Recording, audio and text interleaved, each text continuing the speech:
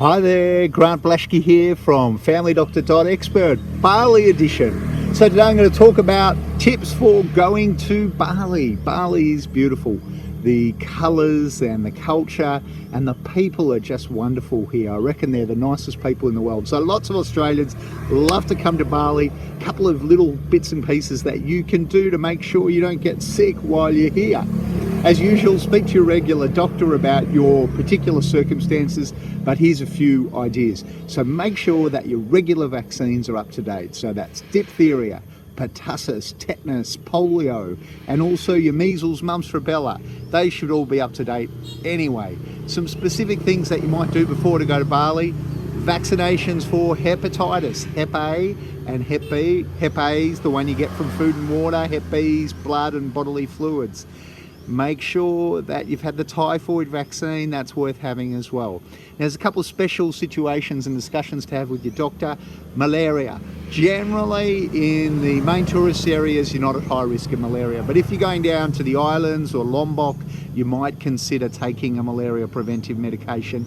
Your doctor will talk about it. But the main trick is don't get bitten by mosquitoes anyway, because it's not just malaria we're worried about. Dengue fever, nasty disease, not a whole lot of medications we have that can do anything about it. So the trick is not to get bitten by mosquitoes. Take some insecticides with you. Try not to be out in dawn and dusk. A couple of other vaccines that you might consider anyway, and particularly if you're traveling, are having a flu vaccine, or particularly if you're over 65 or tend to have asthma or any other chronic diseases, might be worth having the pneumococcal vaccine. So these are all things that you can talk about with your doctor. Now, the other preventive things you can do is trying to reduce yourself getting a nasty tummy ache, gastroenteritis, very common, travelers, diarrhea, very common. Couple of tricks: take a hand wash, wash your hands before you eat, after you go to the toilet.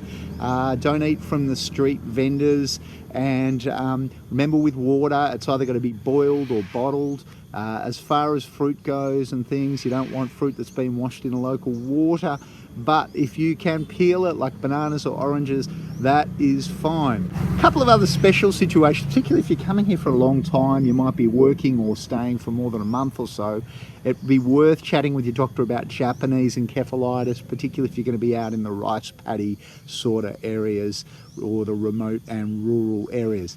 Rabies, generally the regular tourists don't need it. Obviously don't get yourself in situations where you get bitten by dogs or monkeys if you go for a walk in the monkey forest. Keep in mind, if perchance you do get bitten, you can have what they call post-exposure prophylaxis. So it's like a vaccine that you have after having a bite. But the trick is not to get a bite in the first place. A couple of other clever things to do: be careful on the roads. I'm not a huge fan of the motorbiking around every year. I see quite a few people who've had some nasty motorbike accidents. These people grow up on the motorbikes, so they're actually, it's like second nature to them, but some of the tourists are pretty dodgy when they get on them. Register with DFAT, Smart Traveller, and you'll get little messages, you know, if there's terrorism warning or anything like that. Take a little medical kit with some anti-nausea tablets, some anti-diarrhea tablets. Maybe have a look at my other video on travel vaccinations and travel tips and what to put in a medical kit. Anyway, there's a few bits and pieces about how to make sure you stay well and happy and healthy whilst in Bali. So I wish you well from FamilyDoctor.expert.